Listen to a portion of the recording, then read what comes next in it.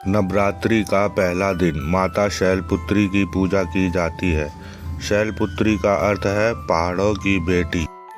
वे हिमालय के राजा हेमवन की बेटी हैं, अर्थात शैलपुत्री।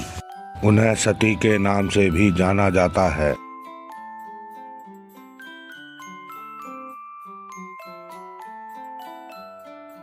नवरात्रि का दूसरा दिन माता ब्रह्मचारिणी की पूजा की जाती है। शारदीय नवरात्रि के दूसरे दिन उनकी पूजा की जाती है। उनका नाम दो संस्कृत शब्दों से मिलकर बना है, ब्रह्मा और चारिणी। ब्रह्मा का अर्थ है सर्वोच्च चेतना या ज्ञान, और चारिणी का अर्थ है जो अनुसरण या अभ्यास करती हो।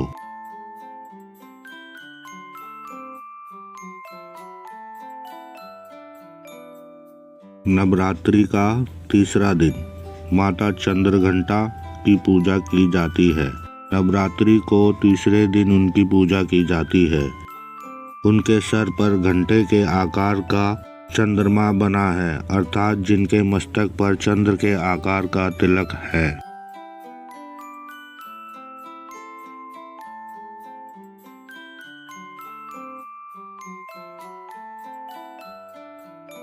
नवरात्रि का चौथा दिन माता कुष्मांडा। माता कुष्मांडा जी की पूजा नवरात्रि के चौथे दिन की जाती है। माँ कुष्मांडा ब्रह्मांड को उत्पन्न करने की शक्ति प्राप्त करने के बाद उन्हें कुष्मांडा कहा जाने लगा। वह अपने भीतर पूरे ब्रह्मांड को समेटे हुए हैं, इसलिए कुष्मांडा कहा जाता है।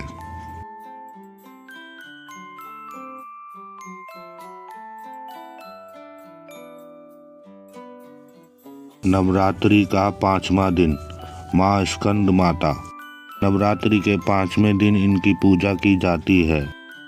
उनके पुत्र कार्तिकेय का नाम स्कंद भी है, इसलिए वह स्कंद की माता अर्थात स्कंद माता कहलाती हैं।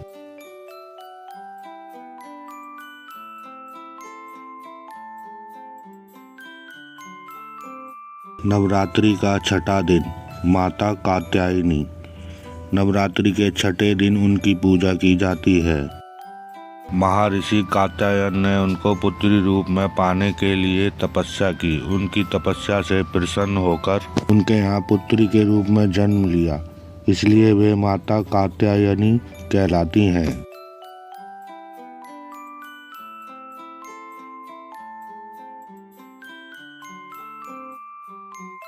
नवरात्रि का सातवां दिन माँ कालरात्रि की पूजा नवरात्रि के सातवें दिन की जाती है।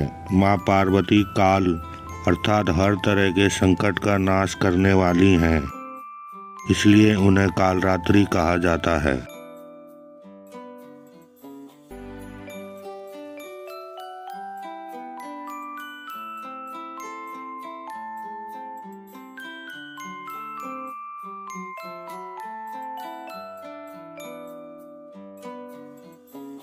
नवरात्रि का आठवां दिन माता महागौरी। माता का रंग पूर्णतः गौर है, अर्थात गोरा है, इसलिए वे महागौरी कहलाती हैं।